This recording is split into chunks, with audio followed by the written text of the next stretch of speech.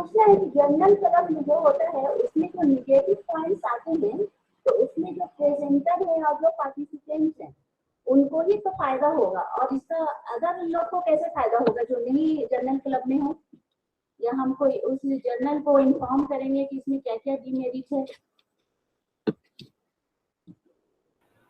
जी, अगर आपका सवाल पूरा हो गया तो मैं जवाब देता हूँ। हाँ, देखिए, दरअसल जनरल क्लब जो है हम ही लोगों के लर्निंग के लिए है, हमारी लर्निंग और हमारे क्लिनिकल प्रैक्टिस को इम्प्रूव करने के लिए ही है। तो जर्नल से मुतालिक इसमें कोई एस्पेक्ट नहीं होता है। आप ये समझें कि ये जर्नल में पब्लिश होने वाला ये आर्टिकल ये आपके लिए कैसे मुफीद हो सकता है।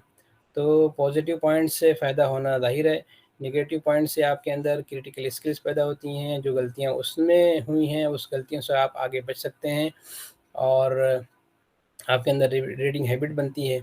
तो हमें जर्नल से कोई कम्युनिकेशन करने की उसमें ज़रूरत नहीं होती है। और जो नेगेटिव पॉइंट्स आपके जहन में हैं, तो ऐसा नहीं है कि जर्नल वाले हर एतबार से कंप्लीट हैं। जर्नल वालों ने उनका पीयर रिव्यू कराया होता है, इसलिए मैंने पहले कहा कि हम उन आर्टिकल्स को लेंगे जो अच्छी क्वालिटी के जर्नल्स में पब्लिश हैं। उसके बावजूद उसमें कमियां हो सकती हैं और हर रिसर्चर ये बात खुद भी सबमिट करता है कि हमने जो काम किया है इसमें गलतियां मुमकिन हैं और गलतियां दूर होने के लिए वो अपने जो तरीके वो उनके जहन में होते हैं वो इख्तियार कर सकते हैं। हमारे पास जो जनरल क्लब्स होते हैं जो पीजी ट्रेनिंग के लिए होते हैं, तो वो इतने हाई लेवल के नहीं होते कि आप उसके रिज़ल्ट्स को आप जर्नल को भेजें और उसके बारे में कुछ कहें।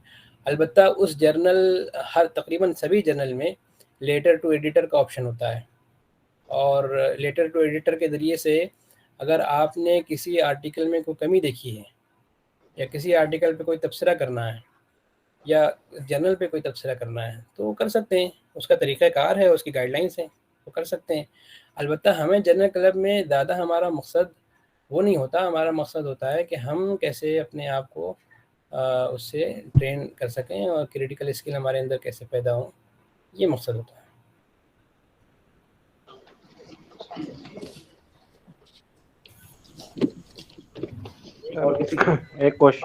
एक और क्वेश्चन है सर, मेरा डाउट है। जी बताइए। सर मैं ये कहना चाह रहा था, जैसे जब हम जनरल बोलते हैं तो मेडिकल जर्नल बोलना पड़ेगा या सिर्फ ओनली जनरल ही बहुत है? आपने अगर जनरल कहा है तो आपकी फील्ड का जनरल ही माना जाएगा। आप यूनानी मेडिसिन से और मेडिकल फील्ड से मुतालिक है ना, हेल्थ केयर प्रोफेशनल हैं आप। तो आपने अगर जनरल की बात आप कर रहे हैं और अपने फील्ड में कर रहे हैं, अपने इंस्टीट्यूट में कर रहे हैं, तो जाहिर है कि माना जाता है कि आप इस इदारे में, इस इंस्टीट्यूट में ही वो कर रहे हैं, बात कर रहे हैं, तो आपके मेडिकल जर्नल ही मुराद है।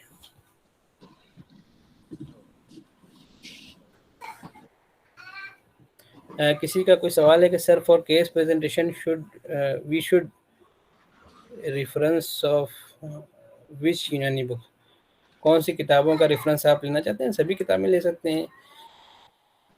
अल कानून है, कामिलुस सना है, मजूसी है, मुआलजात बकरातिया है और बहुत सारी किताबें आप अपने साझे से पूछ सकते हैं। आपके सब्जेक्ट से मुतालिक कौन सी किताब ज़्यादा मुफीद है, उस केस से मुतालिक कौन सी किताब ज़्यादा मुफीद है।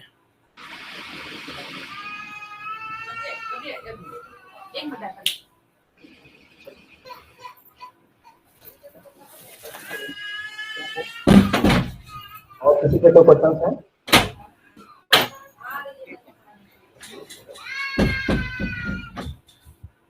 बहुत बहुत शुक्रिया सर।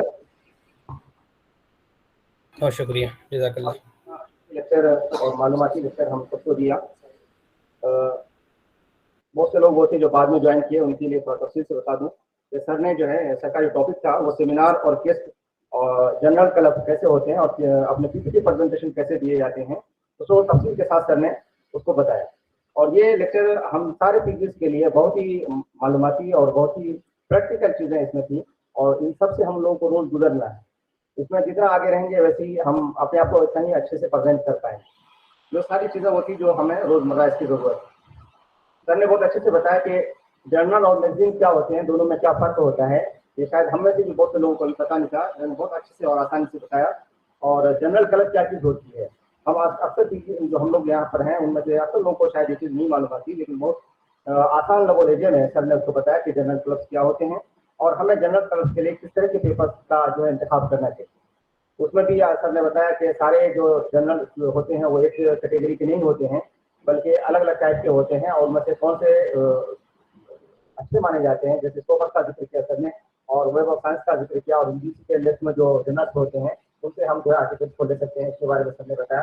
और खासतौर से जब हम किसी में से कभी कोई जनरल क्लब करते हैं तो हम किन पॉइंट्स पर हम बात करेंगे, उसको वो तफसील के साथ बताया कि तो उसके टाइटल को देखना है कि टाइटल में जो रखा गया है पेपर का और उसका जो कंटेंट है दोनों में कितनी मुताबिकत है, उस चीज को हमें देखना है। और उसके अलावा जो बैकग्राउंड है, जो उसमें मंतकी सिद्धांत उसमें जो पेश किया गया है, क्या वो मुताबिकत रखती है कि नहीं है।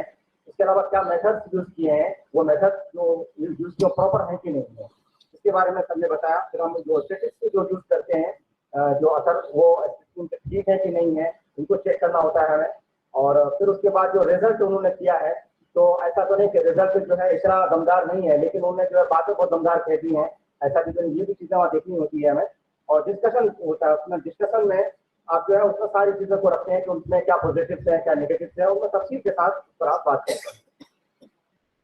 उसके बाद जो है आपसे कुछ क्वेश्चन होते हैं, तो उसमें सर ने बताया कि वो क्वेश्चन बराह रास्त आपसे नहीं होते, वो जो होते हैं क्वेश्चन दरअसल वो जो आर्टिकल लिखा है, जो उसका ऑथर है उससे होते हैं, लेकिन तो उस वक्त आपको लगता है कि ये क्वेश्चन शायद मुझसे होते हैं, तो वो क्वेश्चन का आप जवाब देते हैं, लेकिन वो क्वेश्चन दरअसल उनसे होते हैं जो वो आर्टिकल लिखा है, तो उसमें क्या खामियां है या क्या अच्छाइयां हैं, क्या कमियां रहेंगी। इसका फायदा हम सबको क्या मिलेगा कि हम अब खुद जब लिखने बैठेंगे कोई पेपर, तो उन चीजों का ध्यान रखें और अच्छे से हम लिख पाएंगे, उन चीजों का खासतौर पर ध्यान रखें। इसलिए ये सारी बातें होती हैं जो बहुत ही अहम थी हम सब चीजें के लिए। फिर उसका एप्लीकेशन देखते हैं कि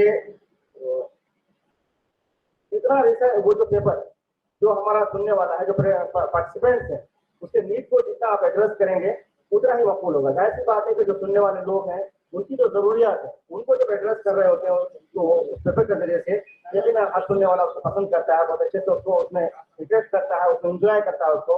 तो ये चीजें इसलिए पेपर का जो सिलेक्शन करें किसी भी जनरल क्लब्स के लिए, तो वो चीज को देखें कि ये कितना जो है हम जिसके सामने पेश करना है वो उनकी जरूरत को कितनी पूरी करती है, तो ऐसे टॉपिक का इंतखाब करें। उसी तरह से एक चीज को सर ने बताया कि जिस तरह से जनरल कलर का पेपर हम रख सकते हैं, इस तरह किसी बुक को भी रख सकते हैं।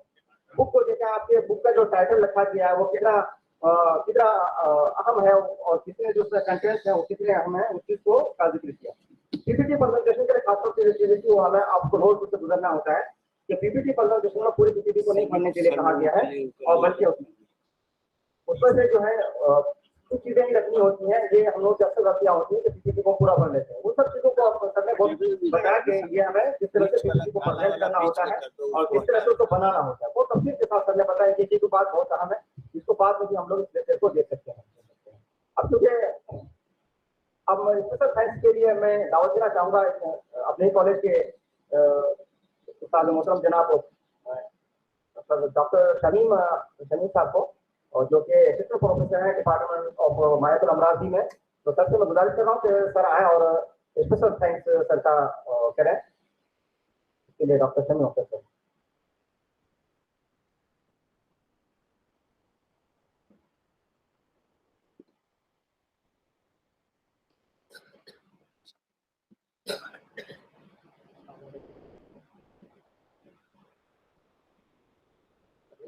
और आप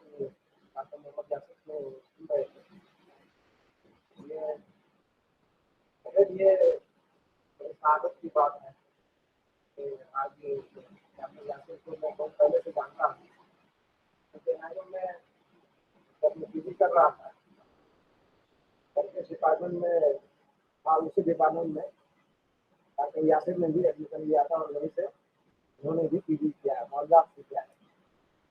ये हमारे जूनियर थे, लेकिन इनके एतबार से आपने भी महसूस किया होगा कि उनका मकाम कितना बुलंद है। अपनी बातों को जितनी उसलूबी के साथ बयान कर रहे थे, अपने दलाइल और बराहीन के जरिए से वो इसको इतना मुकम्मल कर रहे थे कि हम और आपने बखूबी महसूस किया होगा। और ये टॉपिक के जो सेमिनार प्रेजेंटेशन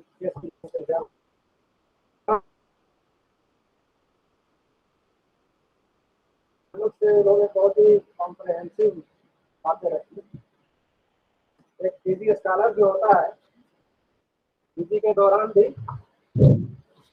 दौरान भी और पीजी के बाद भी इन्हीं टॉपिक्स के इर्द गिर्द उसकी जिंदगी जो है घूमती रहती है। तो हम सब ने ये महसूस किया कि उनकी बातों में धूप की खुशबू, हवा की चाप, शीशे की खनक, वो कौन सी शय है जो तेरी कुछ बयानी में नहीं।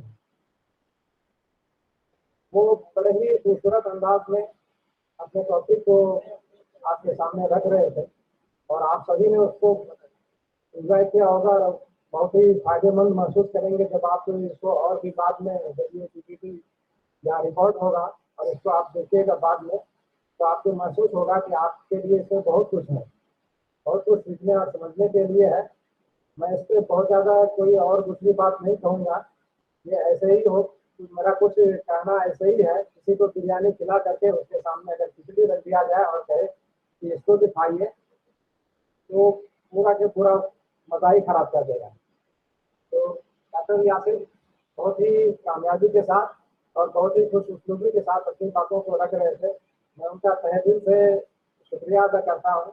और मैं आप तमाम नौजवानों को एक और बात बताता चलूँ कि डॉक्टर यासिर का जो ताल्लुक है उन नौजवानों से है जिनकी जेब में सिर्फ कलम नहीं होती है, उनकी जेब में कंघियाँ भी होती है, कंघी भी होती है। और वो दोनों के मौके इस्तेमाल को बहुत ही अच्छी तरह से जानते हैं कि कब किसको कैसे इस्तेमाल करना है। आजकल आमतौर से जो नौजवान होते हैं उनकी जेब में कंघी तो मिलेगी, कलम आपको बहुत कम ही दिखाई देंगे, कलम आपको बहुत कम ही दिखाई देंगे। डॉक्टर यासिर के बारे में मैं एक और बात आपको बताता चलूँ, आपको जानकर बहुत खुशी होगी। वो हाफिज कुरान भी है, हाफिज कुरान भी है और उनका ताल्लुक बिहार के जिला सिवान से है। वो सिवान के रहने वाले हैं, लेकिन फिलहाल उनके वालिदैन जो है मुंबई में मुकीम है और वहीं रहना होता है। लेकिन अजमल खान विद्या कॉलेज में आप असिस्टेंट प्रोफेसर माहिदुल अमराज में है और आपने NIM से MD किया और जामिया मिलिया इस्लामिया से PhD भी किया है। अब तक उनके जो 25 से ज्यादा रिसर्च पेपर्स भी पब्लिश हो चुके हैं जो UGC और स्कोपस जैसे अहम प्लेटफॉर्म से जो स्टैंडर्ड जर्नल्स वगैरह पब्लिश होते हैं उनमें पब्लिश हुए हैं। तो इस तरह से डॉक्टर यासिर मोहम्मद इंतहाई काबिल एहतराम है, उनसे आप इस्तेफादा करते रहें और मैं भी करता रहता हूँ। इन्हीं चंद कलिमात के साथ डॉक्टर यासिर मैं आपका तहे दिल से शुक्रिया अदा करता हूँ। बहुत बहुत शुक्रिया सर। मैं